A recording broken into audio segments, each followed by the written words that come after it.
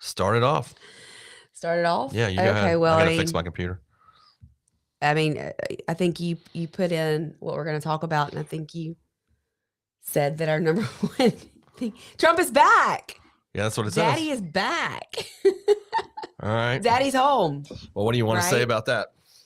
We're going to talk about the just a couple things. Yeah. Anyway, hi, this is Sean and Lindsay. Since Lindsay doesn't know how to start off an episode with Crossing the Aisle, and we're going to talk about a few of the things that happened this week. It's been a pretty momentous week in politics, obviously, with President Trump resuming a second term in office, which is the first time this has happened since the 19th century with Grover Cleveland. So this is why we have Sean around. So all right, so I can spell off the historical history facts. Well, I mean, at least I could start off an episode like you're like, oh yeah, we're going to talk about Trump. I don't know. Well, I mean, you always start. Anyway, so we're going to talk about Trump's resurgence or resurgence to what do you want to call it, back to office, and we can't go through all the things he did, which. I'll get into some of this, but he's done a lot this week. He's done quite a bit, more than I recall any president in their first week doing in my lifetime, as much as I can think of. But just a few of the things we're going to talk to, the few topics are all the Mexicans going bye-bye, because that's what a lot of this seems like, and I'm just wondering, I'm like, man, I need to get some stuff fixed around my house and gonna make some phone calls. Anyway.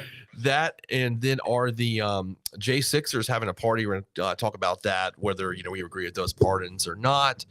And last but not least, we'll go to some local stuff in Mississippi. You cannot jack off anymore if this bill is passed that went through the Mississippi House this week. And I'm sure Lindsay knows the procedure in the state legislature better than I do. She can tell you whether they're going to vote on that or not. But those are the things we're going to talk about. So first, let's talk about the Mexicans. The Mexicans. Is it just the Mexicans? I mean, the Mexicans weren't the ones who were eating the dogs for and the purpose of this, we're going to call them Mexicans. They weren't the ones who were eating the dogs and the cats.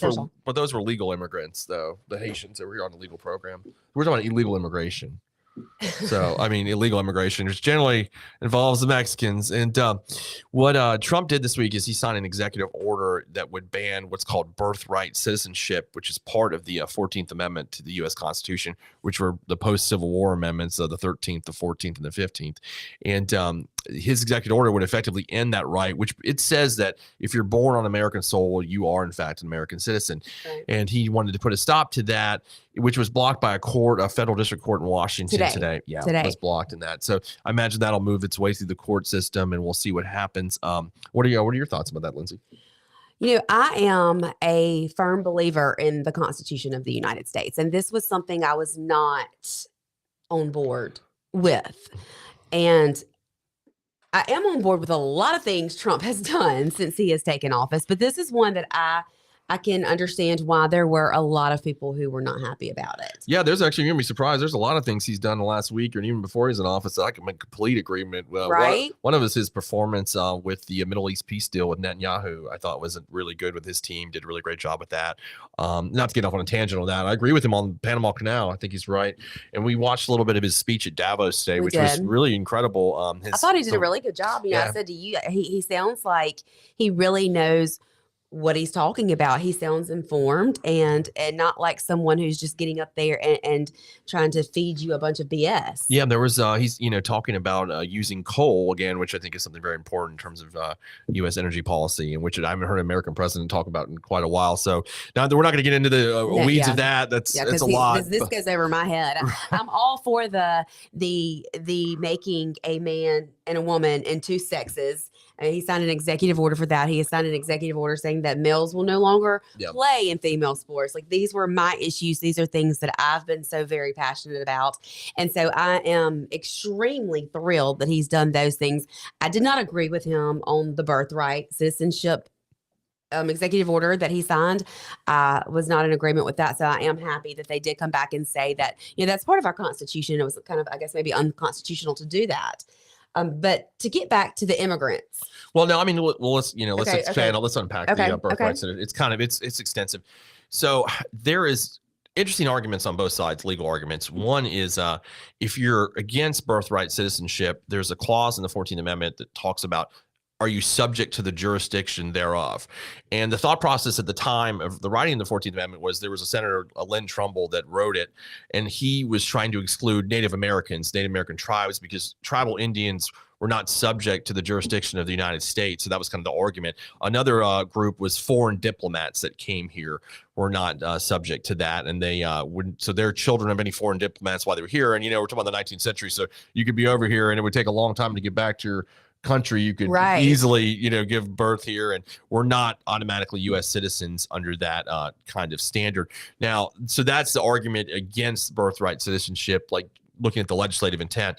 But there's been this huge argument from the left about, are you going to separate these families? Like, what about these children of illegal immigrants who have come through the basically open border over the last 4 years, and now they've had these children here, and these children are citizens of the United States, but their parents are not. And if we're going to deport the parents, what are we going to do with the children? And so I think this is why this has become such a big issue. Well, yeah, I mean, I think that's part of it for sure. But I'm talking about like back to the actual legislative intent of it when it was written. And but Senator Trumbull in 1868 also wrote, part of it was his intent. The other counter to that was about where you intended to be domiciled, and the way domicile was interpreted in the 19th century was that you decided to permanently reside.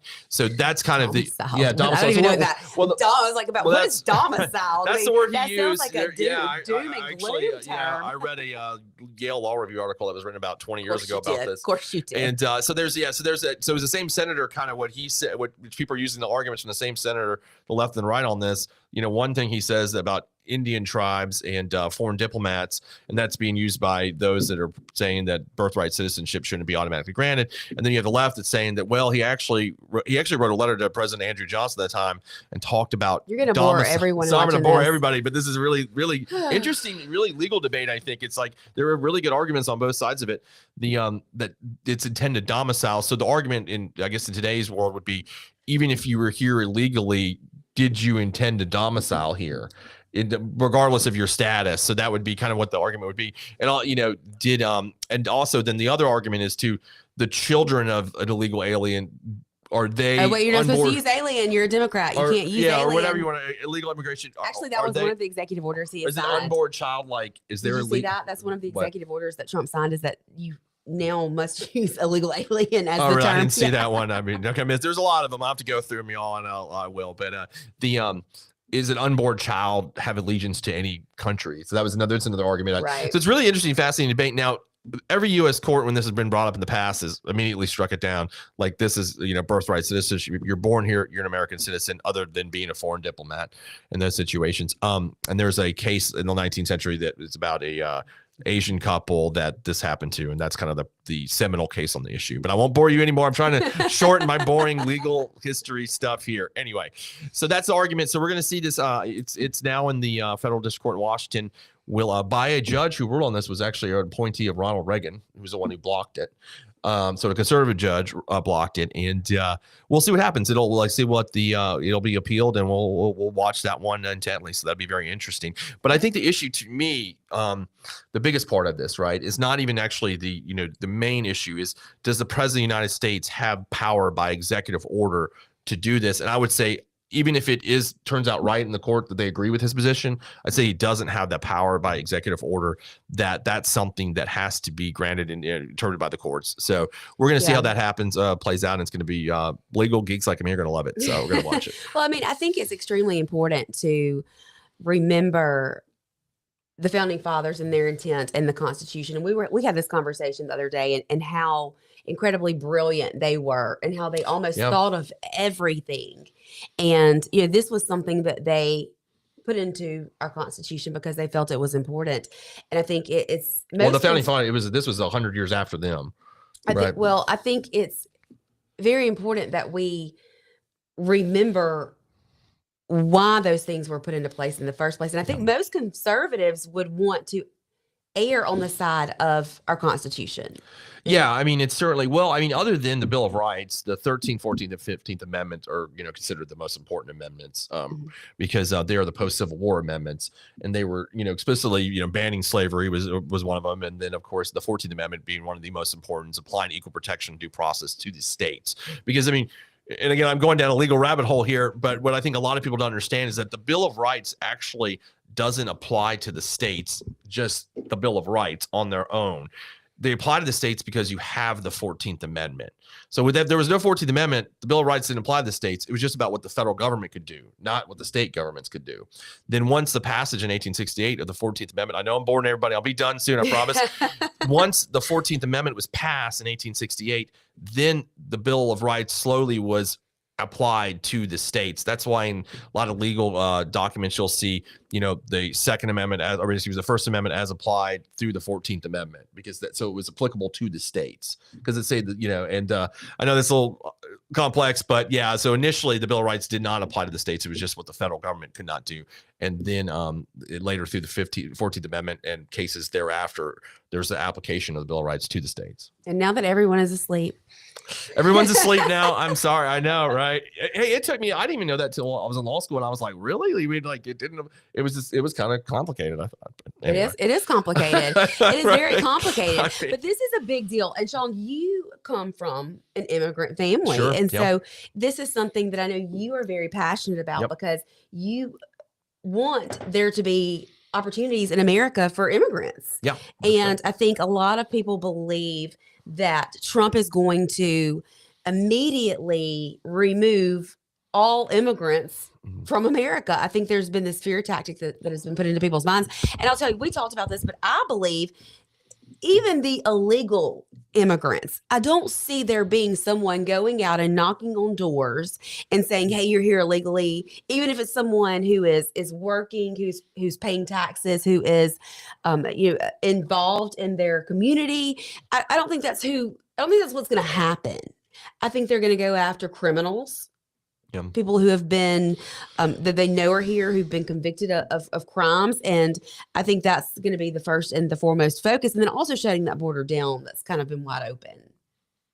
Yeah, I think, I think most Americans are going to agree that if you've committed a crime, you need to be deported. Right. I think that's kind of now some of the, a lot of the Lake and Riley Act example, right, that just recently was for a vote. A lot of Democrats voted for that. There were some that didn't, though, which is crazy to me, because I think when you vote against something like that, then you kind of hurt your argument about immigration. Why everybody should agree, if you're a legal immigrant and you commit a crime, you need to be deported. That's just, to me, that's pretty basic. Well, but then there's also the argument that if you're here illegally, you've already committed a crime. Sure. Right. But here's the problem that we run into with that. Okay. Say you have, which we do have, this does not say we do.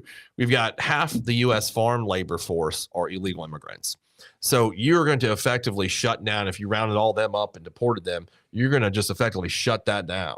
I mean, and it just depends if that's what people want. And the reason 50% is because Americans don't seem to want to do those jobs. They don't want to work in the farms. They don't want to work at the chicken plants. They want to do the kinds of labor that Mexican immigrants are willing to do. And that's the problem. That's the one thing that you're going to run into. You're going to have a really big problem. But let's be real here. I mean, this is a true story. When I was in high school, I was with a friend of mine, and we were hit out. I'm from Yazoo County, and we were out on the lake, Wolf Lake, and we were hit by an illegal Mexican immigrant who worked for Simmons Catfish Farms. Yep. And he was drunk. He hit us and was deported and was right back. Just a few weeks later, he was right back. But also he was here working. Is he working for the catfish farm again? Yeah, I'm pretty sure he was. But, he was working, and he was, I'm sure, paying some sort of taxes. He wasn't. Obviously, he was driving drunk. Well, and you're paying. But he wasn't. He wasn't out there killing people like Lake and Riley. Well, I think though, that's another thing that people get confused on. They're not paying taxes. Well, yeah, they are. They're paying payroll taxes, because what they do, and I was telling you about this. I prosecuted, illegal immigrants for what's called fraudulent use of ID. So what they do is they get Social Security cards that are somebody else's, or maybe someone that died, or whatever the situation is. That's how they're voting. These dead people are voting with your Social Security card. Yeah, they get the cards, and then they go apply. They get a job, and then they pay taxes through that Social Security number, or they pay payroll taxes. So I think they contribute something like $200 billion in taxes a year. It's some number I looked up a week ago. So they're paying taxes. I mean, the other issue that you bring up the catfish farm, though, and that's something I know people talk about, but they don't think they harp on enough. Okay, if you really don't want them here, Why aren't we going to be farming these catfish? Well, no, not just that. I was going to like, why aren't we prosecuting the business owners? Like, we don't do that. And I mean, we don't. We prosecute the guy that's got frustrated. a job. Like, we I don't was prosecute the frustrated back business. then about that because I was like, why on earth are these people that I know, that I've respected my whole life, that I mean, I know who they are, having someone illegal working for them? But then you think it's cheap labor. Sure. And it's just kind of become a way of life. And I feel like as well, to that point, Trump talked about this several times when we watched what he did tonight or today, that he kept saying, if you don't want to have a business in America or work off of Americans, then we're going to put tariffs on you. Right. But we are all guilty of that. We all buy products. We all have a cell phone in our hands that is not made in America. And I mean, that's a big deal. Yeah, I mean, that kind of goes to a different issue that us outsourcing our manufacturing to China, like decades ago. But the business owners are never prosecuted. We don't ever see that. I mean, I think it's probably happened before. They have some excuse like, well, they have this fake ID. How were we supposed to know? I mean, bullshit. They know. I mean, they know. The laws about that. Can we not? Well, I mean, I think we can look into it, but we don't want to do that because these immigrants facilitate these businesses. You think the businesses that are donating all these politicians want to do that? Hell no, they don't want to cut off their labor force. So they don't. I mean, they don't want that at all. I mean, this is why the Bush administration actually tried to attempt to do some immigration reform about 20 years ago, and that was shut down because they were in the pockets of the business community. Business community doesn't want this. I mean, if half your labor force in the farm, Monsanto does not want Mexicans gone. They don't. I mean, and it's just a hard, a fact that we have to understand that. So I think what I think is going to happen is you're going to see criminals deported, which they should be, I think is what easy. But I don't think you're going to see a lot of like farm labor and stuff. I don't either. I think if someone is minding their own business and going to work and providing for their family and not causing a ruckus, I don't think they're going to be bothered. And I feel the same way. And I know you hate that I'm going to bring this up, but I felt the same way about the transgender issue. If there was someone who was actually transgender and was living their life as the opposite sex, but they weren't causing problems, they weren't out there in the streets, they weren't trying to molest children or push a narrative, nobody bothers them. So I think it's these people, these radicals and these extremes that are the problem. These people who are lighting women on fire, who are sleeping on a New York bus. Yeah, was that an immigrant? I don't know. It was an illegal immigrant. Yeah. I mean, I think obviously. What I would do is I would send them I mean, I guess you could deport them, but I don't think if they commit a violent crime, they should serve jail time here and then get you deported. No, because the taxpayers are going to pay for that. Yeah, but I mean, you send them back, they're just going to go back and then get in illegally again. I mean, that would be the problem. Well, not if we shut the border down. Well, I mean, we could shut it down to a certain extent, but let's build the wall. We've tried to shut down drugs from, and they build submarines. I mean, it's hard. I'm just saying, I think they should actually serve a jail. So if they commit, they should serve jail time here. If they commit a violent crime, as Americans, we pay for them to. Yeah, I think if they kill somebody, like they kill a U.S. citizen, they should. Yes, absolutely. We do that with foreign nationals all the time. Like if we get them, I mean, yeah, absolutely. I think that they should. Well, I guess if we send them back, would they actually serve any time? That's what I'm saying. They wouldn't. They're not going to get punished. So why? I don't think if they kill an American citizen, they should just go home. I mean, no, I don't think they should be able to do that. But yeah, I think so. I think that's what you're going to see. I think you're going to see that. Which should happen, and I really feel like the business community is going to be okay because this roundup with the working illegal immigrants is not going to really happen. But we'll see. So, what do you feel about? I know you believe we should be a safe place, an asylum. Yeah. Well, in what context? You mean? Well, if someone feels like they are seeking asylum from a dangerous situation. Well, that's kind of been the policy of the U.S. government. I mean, in terms of, we've done it in terms of like what's called political asylum, not economic asylum. Well, because of the last 4 years and the amount of illegal immigrants that have made their way into our country, do you think we should maybe limit or put not a ban, but stop immigration for a certain amount of time until we can get things under control? Absolutely not. Or limit? Absolutely not. Absolutely. I'm not saying I do. I'm asking your opinion. I'm just asking your opinion. We're a nation that's been built on immigration, illegal immigration, and no, I don't think there should be a limit on it. So So if it's legal, if it's legal, but what makes it legal? I mean, if they're seeking asylum, well, that's a different process you're talking about than like going to actually someone trying to become a legal. And like my dad wasn't seeking asylum; he just went through the process, which took. I mean, got here in 1968 and became a citizen in 1980, I think it was. So so what you're talking about is a different class, is like a political asylum, which like the Cuban refugees used to be. That's a good example of that. Right? Automatically, it was called the wet foot, dry foot policy. They once they got on land, they were immediately granted political asylum because they were coming from a communist country. Now, I don't think we should ever get rid of that, because I think we're kind of always been known as the beacon of freedom. And if you're coming from like a communist country and we're willing to take you, I mean, because that's kind of been our policy to do that. Yeah, I'm not for getting rid of that. I think we should promote American values, and that's kind of we're a home for people escaping, like political persecution. So, for lack of a better way of putting it. Yeah. So, well, speaking of political persecution, what about those J6ers? The J6ers. Well, my position is it's evolved over the last 4 years for certain. I think when it first happened, I was like, they all need to go to jail. Now I don't think that anymore. Now that studying it, kind of looking into it, I think if I didn't realize how many people just showed up and kind of walked around the building. I mean, like, I don't think those people should have wandered in, open doors, or just happened to be in the vicinity and their cell phone pinged there. Yeah, I don't think those people should been prosecuted. And I think just about 900 of those are the ones that Trump gave pardons to. Now, complete disagreement with the people that attacked the police. Those people I would put under the jail. Like, that's I would not have pardoned them. No, absolutely not. If you attacked a cop, like, you're going to prison. Just as my past as a prosecutor, you cannot attack the police with batons and fire extinguishers and do that. I agree. I do agree. But why was that same precedent not set when the riots and the BLM happened? But see, that's always the conservative argument. It's like, I don't know why. I don't know why. I'm just know that, like, I'm not saying that was right either. I'm just saying, go after those people if you want. I mean, I'm sure there's no statute of limitations on aggravated assault. There isn't in Mississippi. So you could go don't do agree that. With the fact that those people did not have access to a speedy trial or due process. I mean, a lot of them didn't get that right and were put into. And what, the ones that were beating the police? Yeah, I mean, there was no due process they weren't getting court dates. They were just sitting there. I mean, they were convicted of trial. Many of them pled guilty. I mean, so that's due process. Well, I mean, they pled guilty. A lot of people weren't getting. I don't. But which ones weren't? A lot of them. A whole lot of them.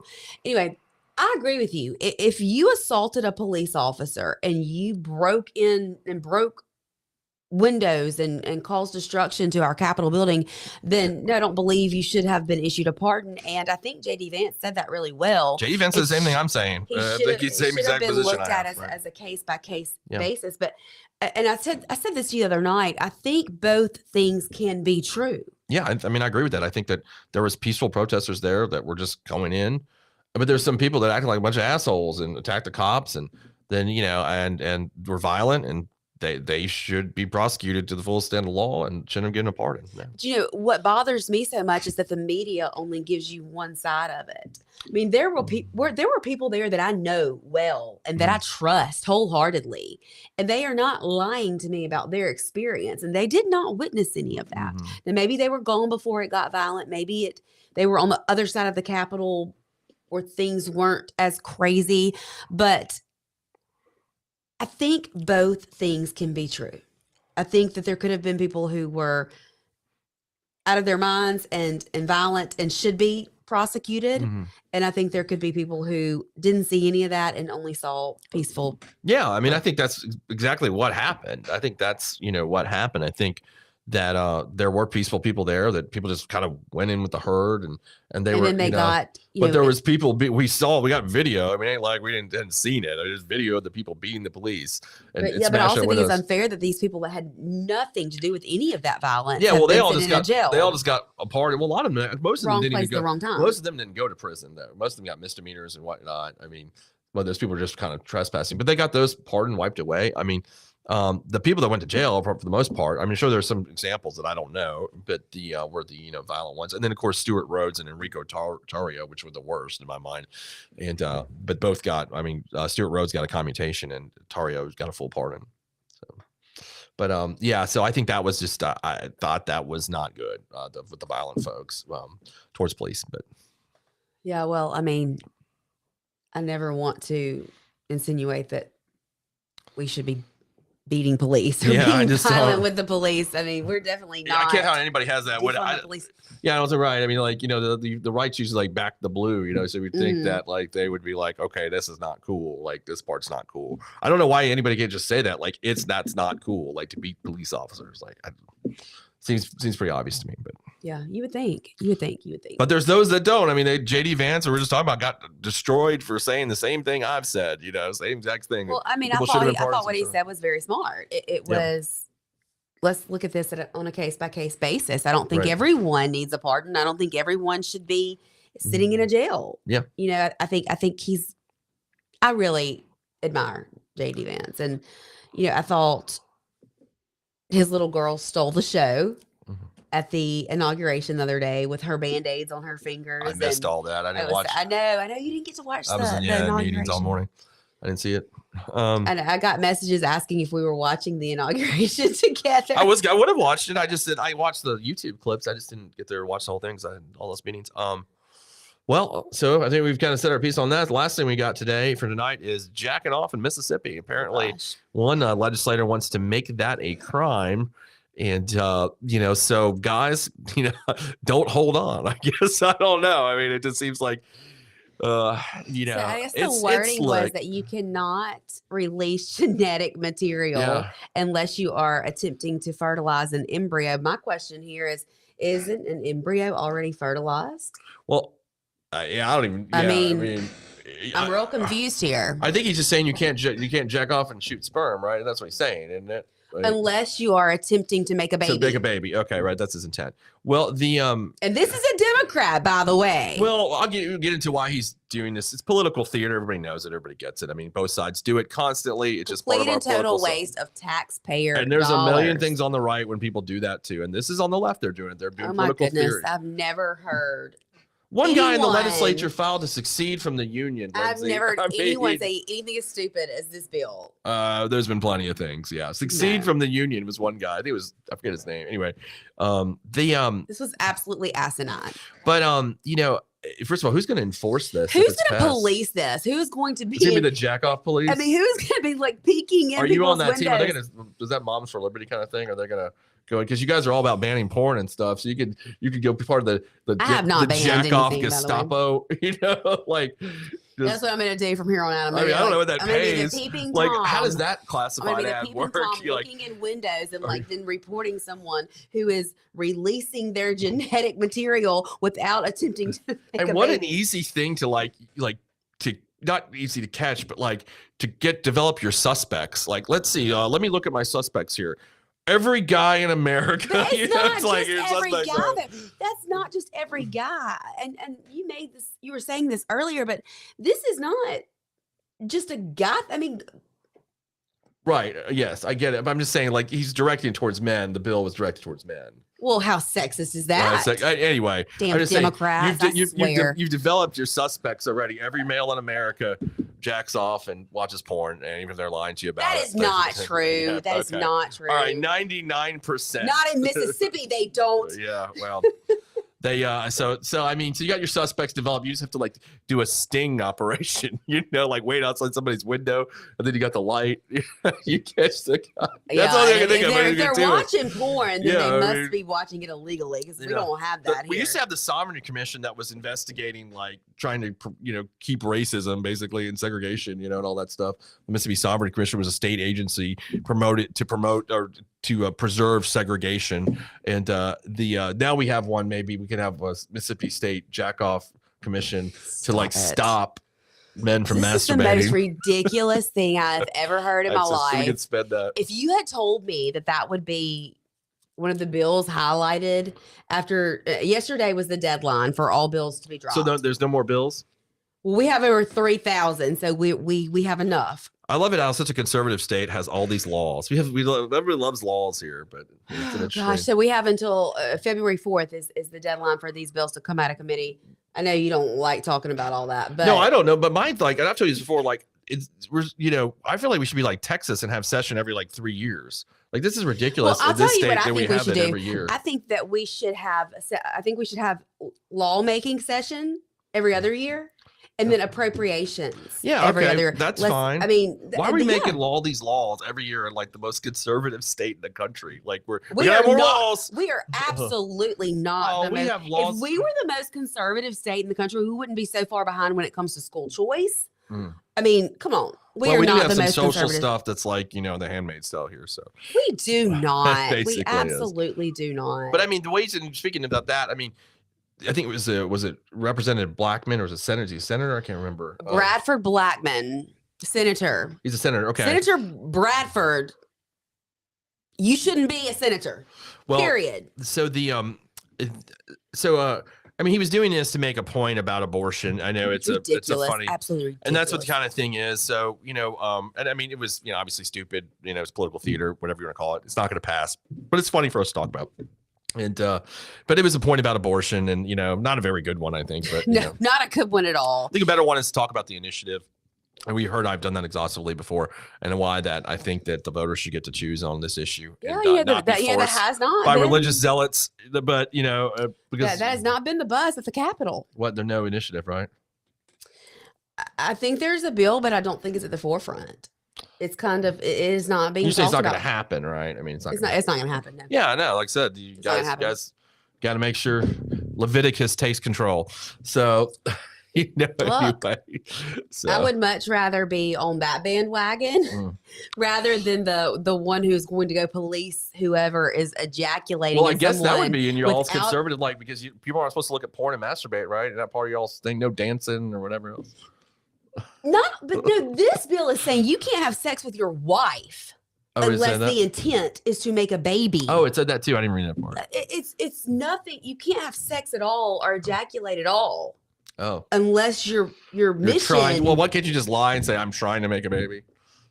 I mean, you could just. Why would you can't enforce this? It's just a ridiculous. Yeah, and how would this ever be enforced? It's not, because he did it. It's political theater. We get why he did it. It's not gonna happen. It's absolutely just like when the Republican a few years ago said, "Let's succeed from the union bill." I mean, that was political theater. It wasn't gonna pass. Kind of like the bishop the other day. It was kind of political theater in her. Yeah, church. Political theater. I mean, Ron DeSantis sending the immigrants to Martha's Vineyard, like all this stuff is. I thought that was hilarious. People to be honest. Politicians, by the way, are all full of shit. Let's just be honest here, and they do a lot of theatrics. There's some good ones. There's some good ones out there. Not really, but yes, there are. I mean, Marjorie Taylor Greene. What did she wear? Like a costume to the House, to the State of the Union, or what the fuck she was wearing? Like, I mean, you said she's such an embarrassment, right? I can't even remember what she was wearing, but it was bad. It was really bad. I'm just saying these folks are just actors. Like, and anybody's buying into this shit, like, don't. Like, they're just trying to play you. That's what they're doing on both sides of the aisle. They're all playing a game. It's all an act. So, well, I mean, I think if we want to get anything done, you've got to be able to cross the aisle and do things for the greater good. And I think a lot of times the majority of people are on the same page when it comes to what's best for our not only our country but our children. I mean, I think you and I agree on a whole lot more than we disagree on. Yeah, for the most part. Yeah. Even though we are on completely opposite party lines, and it's because we can see the good and we can realize that the political theater and the radical. But that's what I'm saying. Like, politicians they're not, because they feel like they can't what they care about is getting reelected. And so they don't end up doing a lot of good because they focus on, if they did, they wouldn't do this political theater crap. Like, if they cared about it, if they actually like spoke to people and said, what do you want? Like, okay, most people. I know politicians that do that though. I do.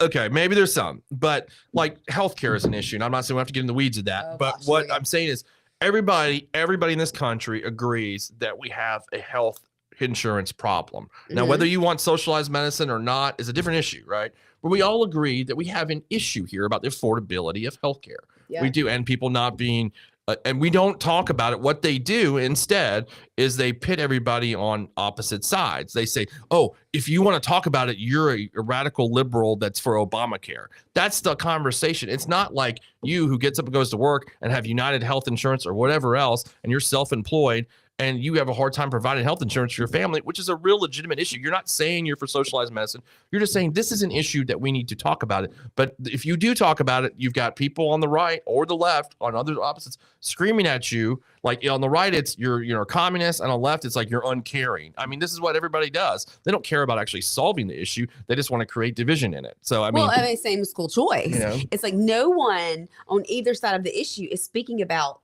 what is best for the children. Like, what can we do to better our children and their education? And there's no goal. I mean, there's no goal. It's just that they want to fight. Yeah, I mean, because like you said, like it's funny. Like I've said before, you have this weird pairing when it comes to school choice, where you have Democrats in the cities that are against it because they're part of what I call the public school industrial complex, right? And always have been. And then you have conservatives in the suburbs are like, we don't want those people coming here. Well, let's be real. That's what's going on. Let's be real here. There are a lot of people who think if we pass school choice legislation here in Mississippi, that Jackson public school children are going to bleed over into Madison and Rankin County, who have great school districts, and God forbid that happen, and we let a black kid in our school. Let's call it what it is. I called it what it was just before you did. Like, I get it. I mean, just like in your Madison, what was this, the superintendent? Let me tell you, he hasn't heard. I am speaking at the next school board meeting. Well, I mean, his flyer is our property values are going to diminish, and the culture is going to change.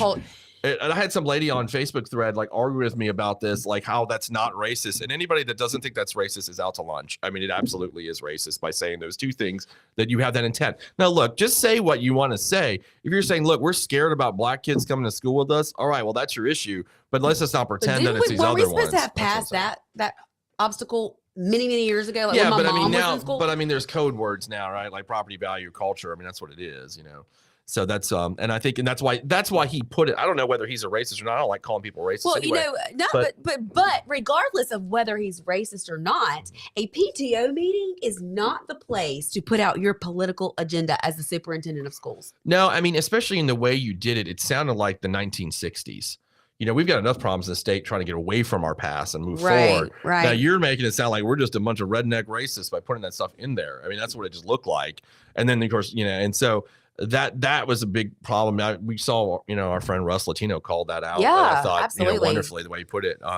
That it was just you're sounding dog whistles to people, like, oh God. And like when they don't even, and now actually I've told you this, I've gone out in the community a lot, and now people are talking about school choice and they're scared shitless of it in the suburbs because of stuff like that. And the fear mongering, it's insane. It's absolute insanity. But back to your point kind of was that there's a goal that everybody agrees kids should get educated well, right? Yes. Does anybody not agree with that? Everybody agree, raise your hand. Everybody agrees that kids should have good education and that we pay for it as a society as part of our taxes. Okay.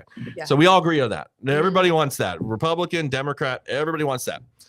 Everyone wants people to have decent health care access. Yeah, everybody wants that. Nobody's like, man, I want shitty health care. Nobody wants someone to go to the hospital and be turned away and go to die. Or 40% of U.S. bankruptcies are because of medical debt. Nobody wants that. Like, nobody's like, man, you know what? I want to go bankrupt because of my health care. And this is why, no, I didn't agree with anyone going and shooting a man in the back of the head. Right. But I didn't either. At the same time, it's like, when do you have enough blood on your hands? When is it going to be enough that you've caused lives to be lost here?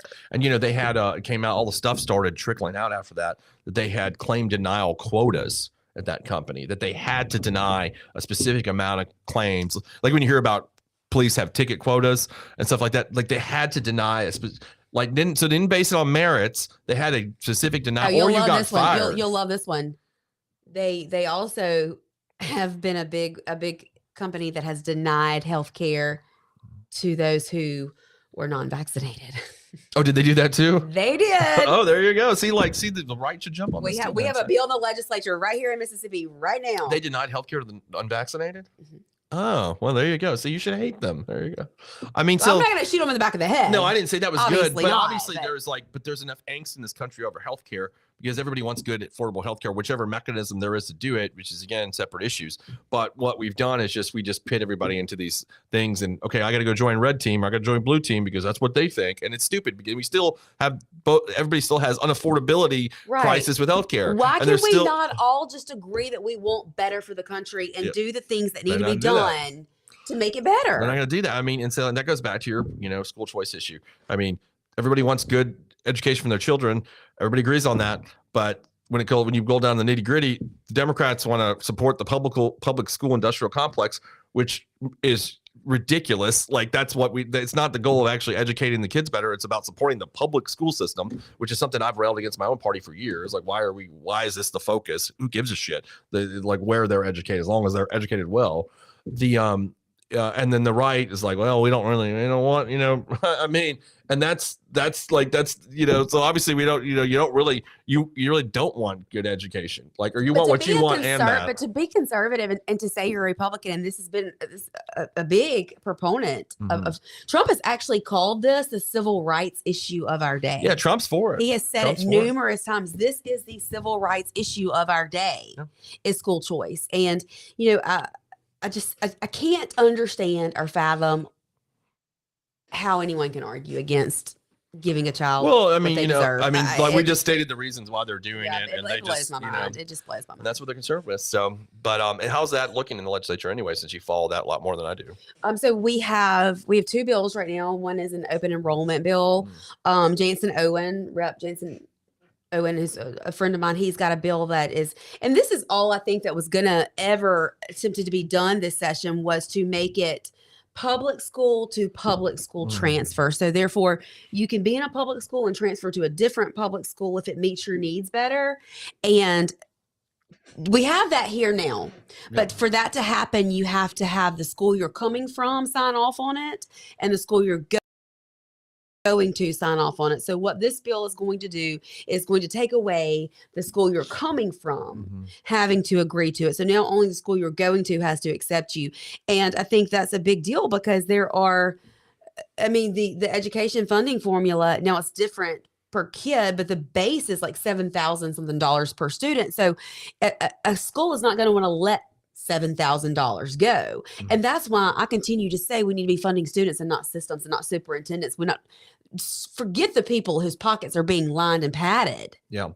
Let's focus on what's best for students. And if it's best for a student to go to a different public school, why should we deny them that? It's out. It gets my blood boiling. Hopefully you guys get some movement on it. Look, I think we will. I really do. I think Speaker Jason White is super, super on board with us and behind us on this issue. And I know he's going to do all he can to help get it done. And we do have a couple bills out there, and we'll see how that goes. We have several parental rights bills. We've got some DEI stuff, and sure you do. I know. Yeah, we watched that hearing. Last night. That was wild. If you're not if you're not watching what's going on in the legislature during session, and if you're not, you're probably a much happier person. You probably are, but man, you're missing out.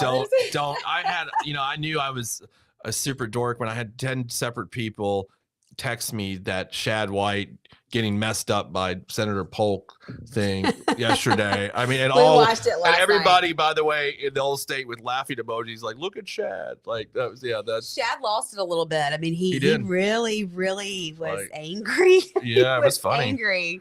I mean, when he asked him that DEI question, though, I'd laugh my ass off. It's like, you hired the audit firm that is like the #1 DEI audit firm. I was like, that's hilarious. DEI Delbert. So, but anyway, it was good. If you have nothing to do, you watch it. And I mean, really, if you have nothing to do else, better watch it. Otherwise, please. Well, I'm happy you guys have a life and we don't. And do you know what I found out today? You might find this interesting. You probably won't. Okay, what is it? So in Mississippi, we banned ballot harvesting. Okay. But there is a type of ballot harvesting that is not banned in Mississippi, such as like nursing homes, when people go in and help them vote. Yeah. And then they purposely don't send in their votes because it's not the vote that they wanted them to make. Yeah. There's no laws against that here. You can just throw it in the trash and be done. Oh, I hope they fix that. That's Well, Lynn Fitch's office is I'm trying to glad fix that. we don't have to get in the weeds and what's going on. Like, I know, nobody I wants know, to sorry. hear that. Like, there's sometimes. Oh my gosh, they want to hear that more than they want to hear your history lesson that took the first 10 minutes. Well, of this. I mean, they might want to hear the jack off Bill story, but like that's funny. But nobody cares about like who's what new road we're gonna rename or whatever the hell. Well, nobody cared about what happened in 1500 either. Yeah. So sorry, but I'm sorry. This is way more interesting. It was a history than lesson that. about birthright citizenship, which I'm trying to people like the 14th Amendment and all this that is stuff that affects people today. Anyway, yeah. And if you want to sponsor us, let us know. Let us know. Hear more of this. Anyway, we are we have a radio show coming up. Yeah, we do. We've got we're gonna start the radio show hopefully in about a month or something. So yeah. So if you want to be a sponsor and Yep. hear more of us arguing about who's right and who's not right, which is I'm always the one who's right. 12 to 1, Mondays through Friday on 103.9. So hopefully we'll get that launched here pretty soon. We'll let y'all know. I think it is 9:43. We're going to call it a night. We've hit our topics. And before Lindsay gets into the weeds of the next bill in the legislature that nobody wants to hear about, I'm going to sign off. Anyway, I hope everybody has a good night. All right. Bye, y'all.